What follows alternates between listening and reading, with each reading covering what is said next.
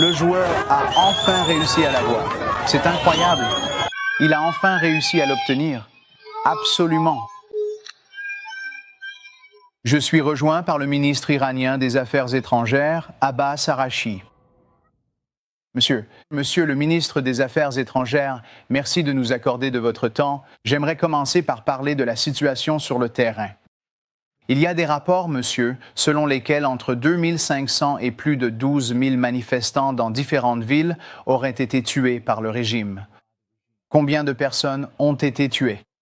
Eh bien, merci à vous deux de m'avoir invité. Les manifestations ont commencé le 28 décembre, oui, en raison des difficultés économiques, et ont duré 10 jours. Elles étaient pacifiques.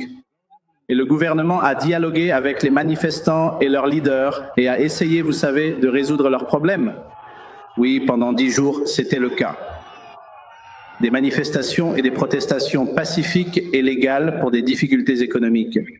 Mais après ces 10 jours, pendant 3 jours, l'histoire a été complètement différente. Une opération terroriste, lorsque des éléments terroristes dirigés de l'extérieur, vous savez, se sont infiltrés dans ces manifestations et ont commencé à tirer, vous savez, sur les forces de police, les policiers et les forces de sécurité. Et il y avait des cellules terroristes. Ils sont arrivés. Ils ont utilisé des méthodes d'opération terroriste à la manière de Daesh. Ils ont capturé des policiers, les ont brûlés vifs, ils les ont décapités. Et ils ont commencé à tirer sur les policiers ainsi que sur la population. Donc, en conséquence, pendant 3 jours, nous avons en fait combattu contre des terroristes et non. Vous savez, avec les manifestants, c'était une histoire complètement différente. La raison pour laquelle je dois expliquer, et c'est important, pourquoi ils ont commencé à tirer sur les gens, c'est pour une raison. Ils voulaient augmenter le nombre de morts. Pourquoi? Parce que le président Trump avait dit que s'il y avait des tueries, il interviendrait. Et il voulait l'entraîner dans ce conflit. Et c'était exactement un complot israélien. Ils voulaient entraîner le président des États-Unis dans ce conflit, alors ils ont commencé à augmenter le nombre de morts en tuant des gens ordinaires, en tuant des policiers, en déclenchant une sorte de, vous savez, combats à l'intérieur des différentes villes. Monsieur le ministre des Affaires étrangères, vous dites donc que ces tueries, ces morts, sont le fait d'éléments étrangers présents dans votre pays et non du régime iranien? Ce n'est pas ce qu'on nous dit lorsque nous parvenons à faire parler des gens.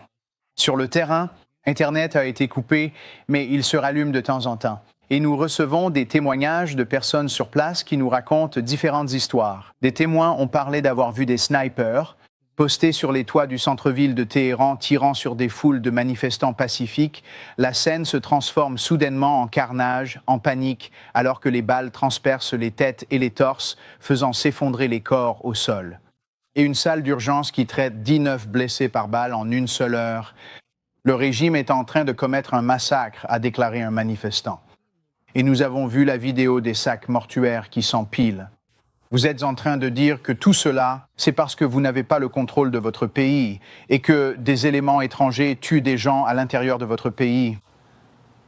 Non, c'est ce que je vous dis. Il s'agissait d'affrontements entre nos forces de sécurité et des éléments terroristes qui avaient pour plan de provoquer un grand nombre de morts, afin de pousser le président Trump à intervenir dans ce conflit et à déclencher une nouvelle guerre contre l'Iran. Et c'était exactement un complot israélien. Les images dont vous parlez n'ont pas été vues en Iran. Je dois vous dire qu'une campagne de désinformation est en cours en ce moment même. Et vous suggérez que ce sont Israël et le Mossad qui agissent comme des forces iraniennes, tirant sur le peuple iranien pour faire des victimes et inciter le président Trump à intervenir. Je dis simplement qu'il y a beaucoup de gens qui n'y croient pas, monsieur le ministre des Affaires étrangères. Non. Le Mossad l'a déjà officiellement avoué. Ils sont peut-être sur le terrain, monsieur, mais en ce qui concerne le fait qu'ils auraient tué des centaines et des centaines de personnes pour faire croire que c'est vous qui l'avez fait, cela n'apparaît pas dans les vidéos que nous recevons. Il s'agit d'un niveau total de calme. Il semble que les manifestations continuent dans plusieurs villes différentes. Le prince héritier iranien en exil, en parlant avec des personnes sur le terrain, a déclaré ceci. Il y a environ 12 000 et plus. 12 000 et plus. Voici le bilan actuel. Il pourrait s'alourdir, mais c'est le minimum de victimes confirmées.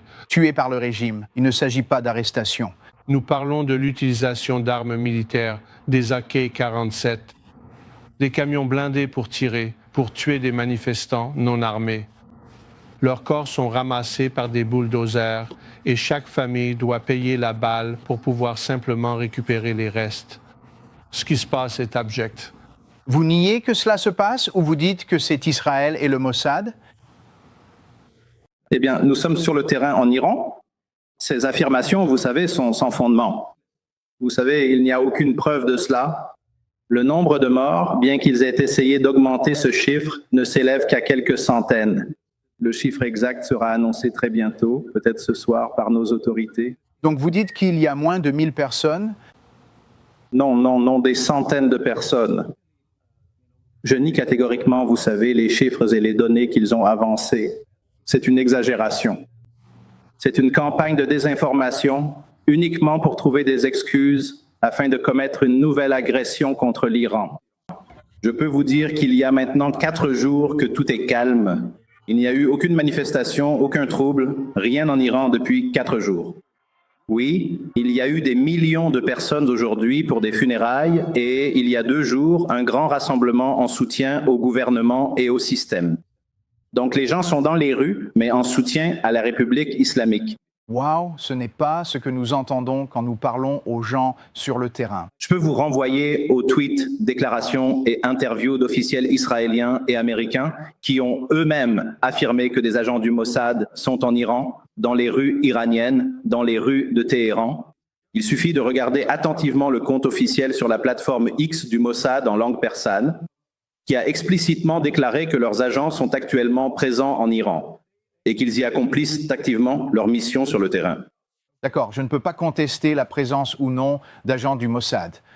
Je peux dire que si quelqu'un provoque le président Trump, c'est le guide suprême qui s'est rendu sur X et a publié ce message depuis plusieurs jours, qualifiant le président Trump de tyran qui sera renversé. Pourquoi, si vous dites que des forces extérieures israéliennes dans votre pays font cela, pourquoi le guide suprême lui-même irait-il sur X pour provoquer? Le président des États-Unis? Eh bien, nous étions au milieu d'une guerre qui a été déclenchée contre nous. Et ces rhétoriques sont tout à fait normales partout dans le monde. Nous avons reçu de nombreuses menaces de la part du président Trump, d'autres responsables américains et d'Européens qui parlent des affaires iraniennes concernant l'Iran. Donc, nous considérons ces 3 jours, du 8 au 10 janvier, durant lesquels nous avons fait face à une vaste opération terroriste, comme la continuation de la guerre de 12 jours qui nous a été imposée par les Israéliens et les Américains. Ainsi, le 13e jour de la guerre était le 8 janvier. C'était la continuation de la guerre. Donc nous étions en plein milieu de la guerre. Et maintenant, après 3 jours d'opération terroriste, il y a désormais un calme. Nous avons le contrôle total. Et espérons, vous savez, que la sagesse l'emportera et que nous n'allons pas vers un niveau élevé de tension, ce qui pourrait être désastreux pour tout le monde. Allez-vous procéder à la pendaison de certains manifestants ou au moins d'un des manifestants? Non, je n'ai pas entendu parler de cela et il n'y a aucune pendaison aujourd'hui, demain ou quoi que ce soit. C'est vendredi? Vous savez, je peux vous dire que j'en suis certain. Il n'y a absolument aucun plan de pendaison. Vous avez entendu le président Trump, et vous avez entendu son inquiétude quant au franchissement de cette ligne rouge. Et vous l'avez entendu couper toute communication avec vous parce qu'il a vu ce qu'il a vu et entendu ce qu'il a entendu sur le terrain. En fait, on l'a interrogé sur cette possible pendaison et sur la mort dont il était témoin. Autrement dit, s'ils le pendent, vous allez voir des choses qui, je ne sais pas d'où vous venez ni comment vous raisonnez, mais vous réjouiront peut-être beaucoup. Que voulez-vous dire par là? Nous serons très fermes.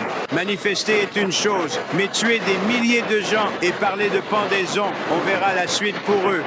Ça ne va pas bien se passer. Comment interprétez-vous les déclarations du président ces derniers jours? Eh bien, tout d'abord, la pendaison est hors de question, comme je l'ai dit. C'est une autre campagne de désinformation qu'ils ont lancée pour provoquer le président Trump et l'entraîner dans cette question, ce qui pourrait avoir des conséquences désastreuses. Et sur votre premier point que vous avez mentionné, à savoir qu'il a coupé toute communication avec l'Iran, ce n'est pas la première fois. Vous vous souvenez que nous étions en train de négocier en juin lorsqu'ils ont décidé de nous attaquer. Nous étions en plein milieu des négociations. Nous avions eu 5 séries de négociations entre Steve Witkoff et moi, et nous avions déjà fixé la 6e pour le 15 juin. Puis, 2 jours avant cela, ils nous ont attaqués. Parce que vous êtes venu dans cette émission et vous avez dit que vous ne réduiriez jamais l'enrichissement légitime. Vous avez dit que vous ne l'abaisseriez jamais. Vous avez également parlé de poursuivre un programme de missiles balistiques. Est-ce que cela continue aujourd'hui? C'est pourquoi le président a dit qu'il avançait sur le programme nucléaire qui était en expansion. Non, à la fois l'enrichissement et nos capacités de défense sont nos droits légitimes. Vous savez, en tant que membre à part entière et engagé du TNP, nous avons pleinement le droit de procéder à l'enrichissement à des fins pacifiques. Et vous ne pouvez pas dire à un autre pays qu'il ne devrait pas exercer son droit, sinon il sera attaqué. Mais monsieur le ministre des Affaires étrangères, nous en avons parlé. Nous en avons parlé il y a des mois. Êtes-vous ouvert à des discussions directes avec l'administration Trump pour essayer de trouver une solution qui pourrait désamorcer les tensions régionales accrues après tout ce qui s'est passé? L'Iran insiste toujours sur son programme nucléaire pacifique, y compris l'enrichissement. Mais notre position n'a pas changé. Nous sommes toujours engagés à ne pas chercher à obtenir des armes nucléaires, mais nous ne sommes pas prêts à renoncer à notre droit légitime à l'utilisation pacifique de la technologie nucléaire, y compris l'enrichissement. Des objectifs pacifiques légitimes pour un programme nucléaire ne sont généralement pas enterrés à plus d'1 mile de profondeur. Et c'est là Où se trouvait l'inquiétude. le président Trump s'est montré opposé à la diplomatie lorsqu'il nous a attaqués en juin et maintenant qu'il a décidé de couper toute communication.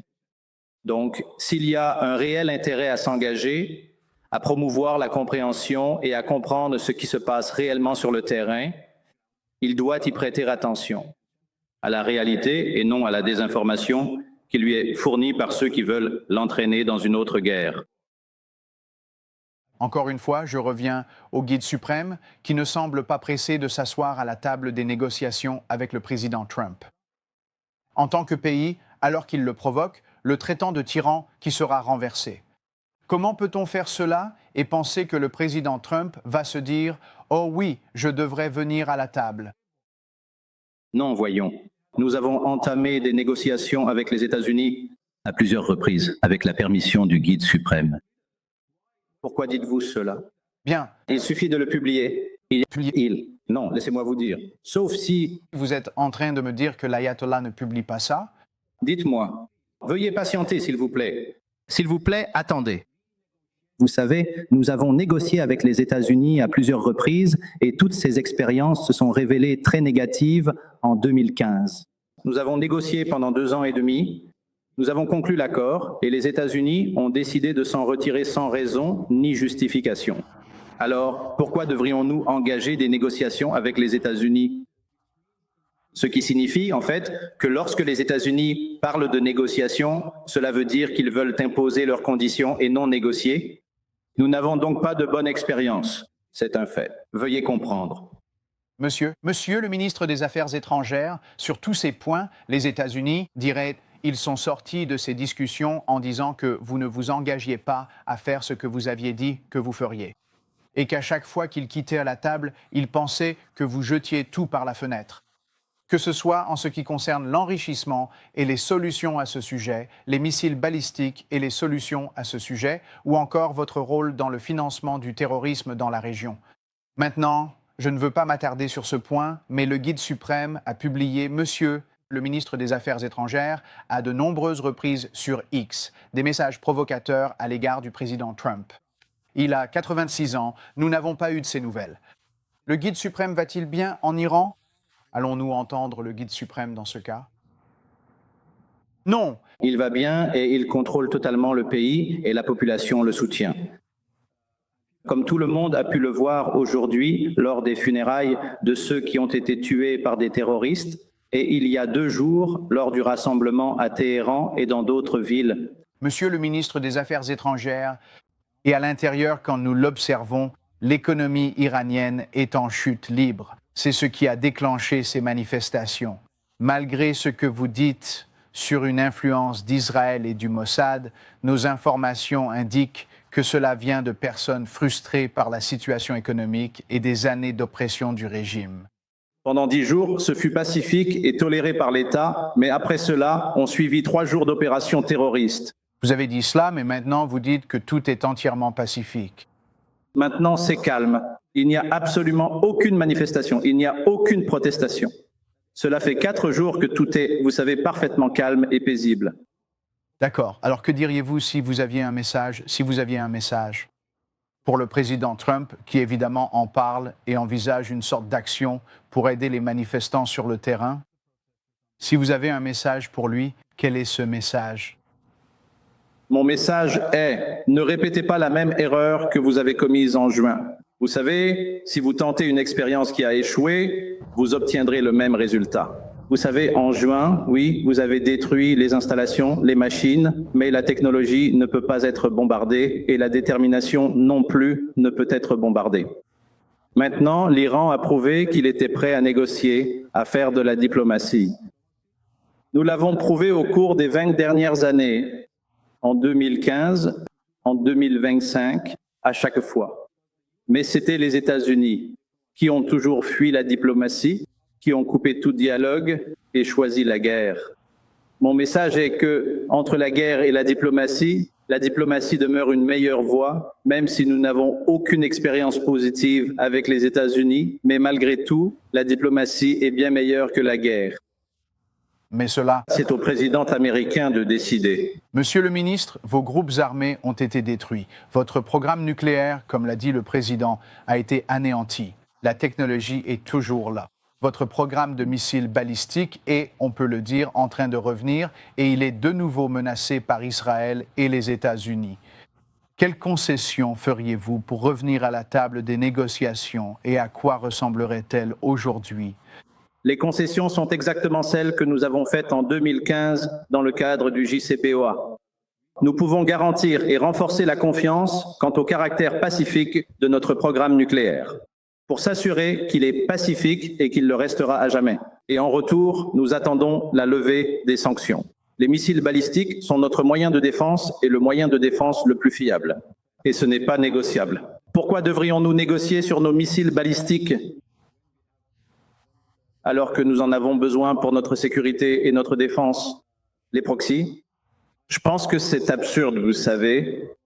Les appeler proxys, c'est une erreur. Il n'y en a pas dans la région. Ce sont... Que vous avez financé? Non, ce sont des mouvements qui luttent contre l'occupation, qui se battent pour leurs droits, avec votre argent, et nous les soutenons seulement. Nous les soutenons seulement. Ils ne font aucun travail pour nous. Ils luttent courageusement pour leur propre cause et nous apportons notre soutien à leur cause.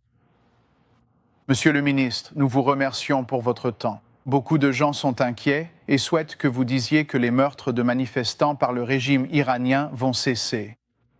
Je pense sincèrement que vous devez trouver les individus et les éléments responsables qui ont commis ces meurtres bien au-delà des frontières de l'Iran. Et il existe de nombreuses preuves concrètes et tangibles à ce sujet. Nous pouvons vous les montrer. Donc, tout cela est une sorte de complot israélien qui a maintenant échoué. Et j'espère sincèrement que le président Trump ne s'appuiera pas sur cet échec de la tentative diplomatique menée par les Israéliens. Et l'ayatollah, entendrons-nous parler de lui autrement que par des tweets raillant le président? Eh bien, je crois avoir déjà répondu à cette question.